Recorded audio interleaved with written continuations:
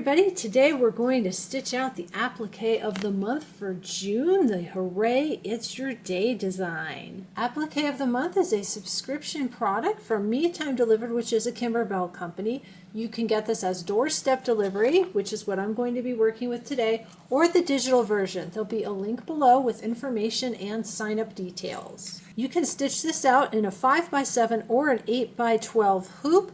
Both designs work for one stitch out. When you use the smaller 5x7 design, it's a smaller design. You don't have to do a two-part stitch out. Today I'm going to stitch out the 8x12 design. I've already cut and prepped everything. Anything that's got a little green heart needs fusible on the back. I used my Kimberbell fusible backing. Those fabrics are already ready to go. I've also pulled my threads. The colors are given as glide colors. I do have glide white. The rest I'm going to use a combination of Floriani and Sim thread. I'll call the colors as they're listed here, like celery, and then I'll show you my color and the color number during the stitch out. I've pre-washed, starched, and ironed my runner. All my fabrics are cut and ready to go. Let's go ahead and hoop our stabilizer. The instructions call for a medium cutaway stabilizer. If you're using a medium cutaway stabilizer, you're going to have to stitch out this basting box. I use a sticky back tearaway. I'll link my applique of the month playlist for you below. If you watch January and February's videos,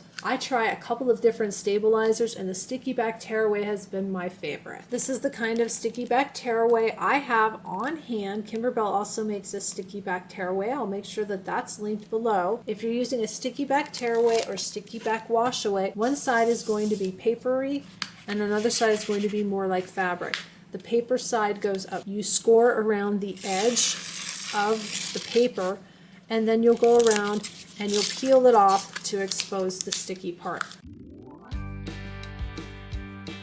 If you ever accidentally put a hole in your stabilizer, put a piece of your Kimberbell tape on the back, press it down, and you're ready to go.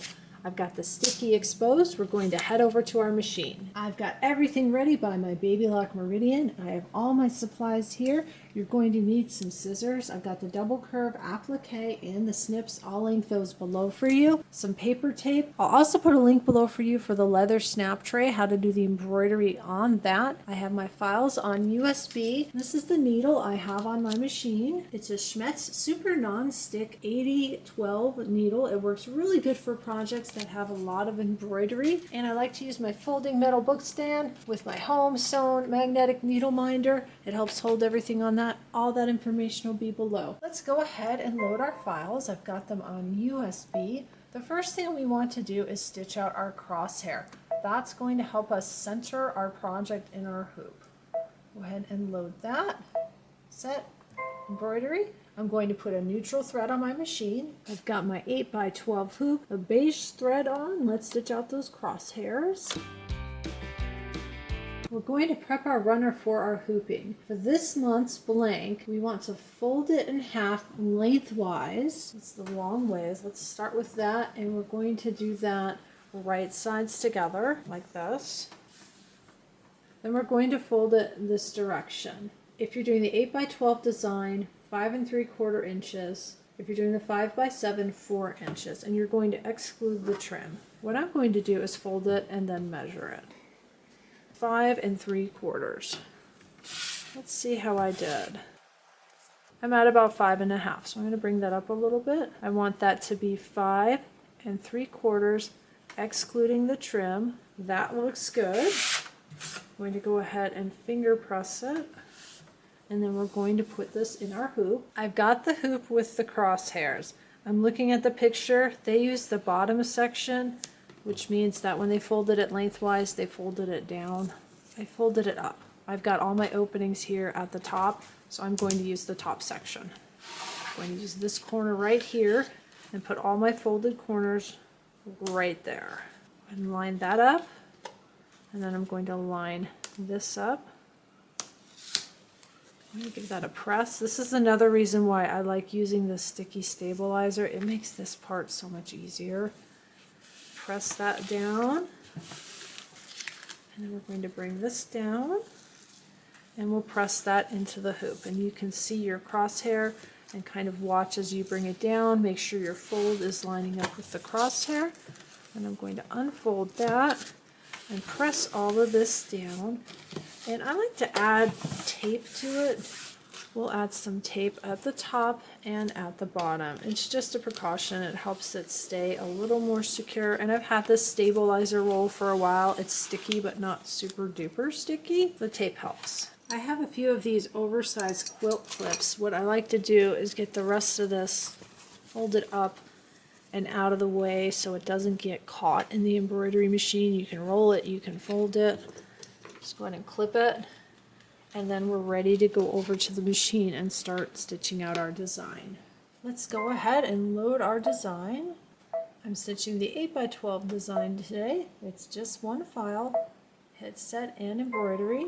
It looks like we've got about a 32-minute stitch out, and that of course excludes our cutting and trimming of our fabric for our applique. That's just the stitching. You'll see the first thing that's here is this outside stitch. This is the basting stitch. You want to stitch that in a visible thread if you're using a medium cutaway that's not a sticky back. That's going to keep your runner in place. I don't need to do that because I'm using this sticky back stabilizer. I'm going to hit my needle minus plus, double down arrow, and we're ready for the first thing in our stitch out. Hit OK, and we'll get started. The first color we're using is ultramarine. We're going to stitch out the balloons, strings, details. Once that's stitched out, you want to switch to baby blue. We're going to stitch out the placement line for the balloon 1 fabric. You should have a light blue star stitched out. You want to grab your balloon 1 fabric. Go ahead and place it over that line. I'm going to add a piece of tape to hold it in place. We're going to stitch out the tack down line. You can go ahead and remove the tape, and you need to trim away everything that's outside of the tack down line. Once you've got that trimmed, you can stitch out the balloon 1 decorative outline. Going to leave the same color on your machine. We're going to stitch out the present D placement line. Got a nice rectangle there. We want to place our present D fabric, tape it into place, stitch out the tack down and trim just like we did before, and then stitch out the decorative outline. We're going to switch to the color peach, and we're going to stitch out the placement line for present C. That's stitched out, you want to place your present C fabric. This is directional, so here's the top of the print and the bottom of the print. It's got the flowers on it. The bottom of your runner is here and the top of your runner is here. If you didn't cut it right, don't worry about it. Nobody's going to notice. Go ahead and place it. I'm going to add a piece of tape. We'll tack it down, trim it, and then we'll stitch out the decorative outline.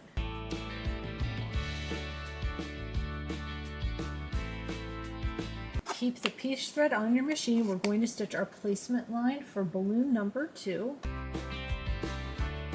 Go ahead and place that fabric. This is the same directional fabric. I don't even know if I'm going to get the print inside the balloon. Let's fuss with it a little bit. Maybe part of it. Tape it in place, tack it down, trim it, and then stitch the decorative outline. Switch to the color celery. We're going to stitch out the placement line for our fabric for present A. Grab your present A fabric. We want to cover the placement line. We'll stitch the tack down, trim, and then we'll stitch out the detail.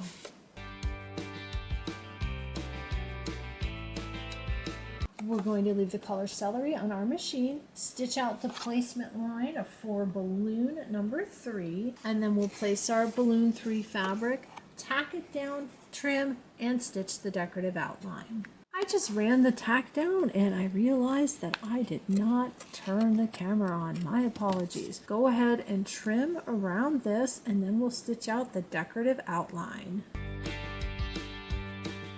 We're going to switch to the color papaya, and we're going to stitch out the placement lines for present B and the banner.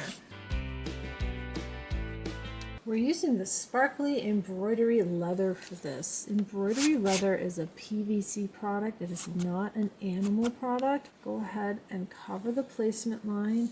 Definitely tape this into place and keep an eye on it. It's thicker than fabric, so you want to make sure it doesn't slide off while it's stitching. And then we're going to tack both of these down. It's going to do that at the same time in one step on your machine. You want to go ahead and trim away the extra outside the tack down line. There is no decorative stitching. This is what they call a raw edge applique. So take a little bit of extra time and trim it up nice and neat. I've got both of these trimmed. You're going to go ahead and leave the papaya thread on your machine. We're going to stitch out the present C ribbon details.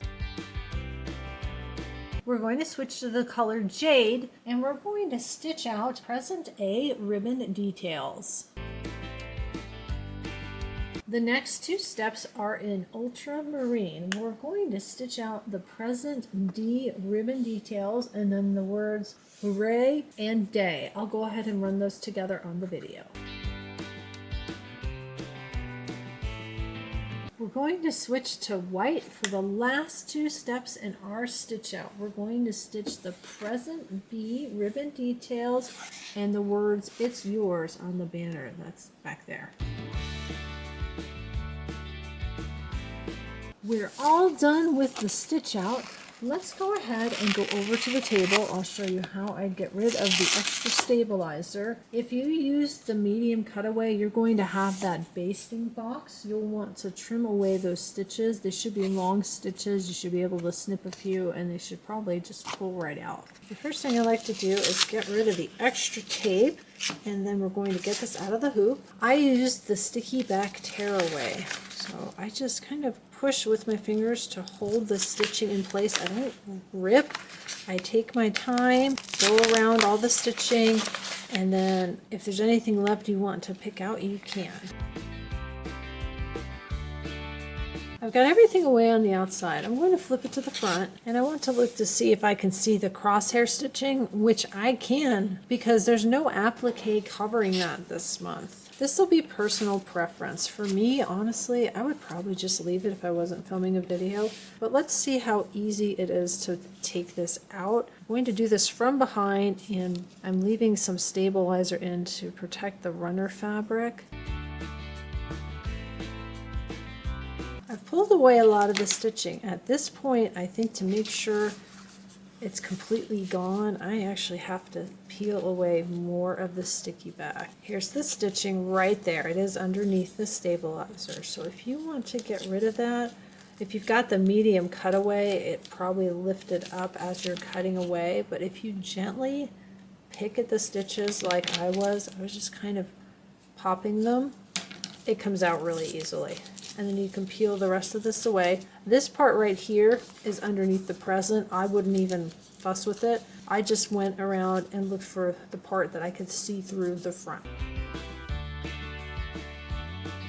That's about as picky as I care to get. Honestly, if I wasn't filming, I would have just taken away everything on the outside. It's fine. I'm okay with a little bit of the papery stabilizer being left on the back, because if this gets dirty and it's going to be washed, it's going to be spot cleaned. I would not put this in a washing machine to wash it. I'm going to go stitch out the other half, tear away the extra stabilizer, then I'll bring it back and we'll look at the front. All done. I've done both sides of the runner. Here's the one that I did on camera. I decided to go to the back and pick away a little bit more of the stabilizer just to see what it looked like on the front. It looks nice. I did the same thing on the other end. I'm just going to tell you, don't use this to do it. I probably should have been using tweezers. I ripped my runner fabric, but I fixed it. Let me show you what I did. Here's the one I stitched off camera. It has a small tear right here along the line where the satin stitching is. I'm actually going to put some fray check on that when I'm done filming and let that dry, and that's also going to help seal that up. I'm going to show you what happened on the back.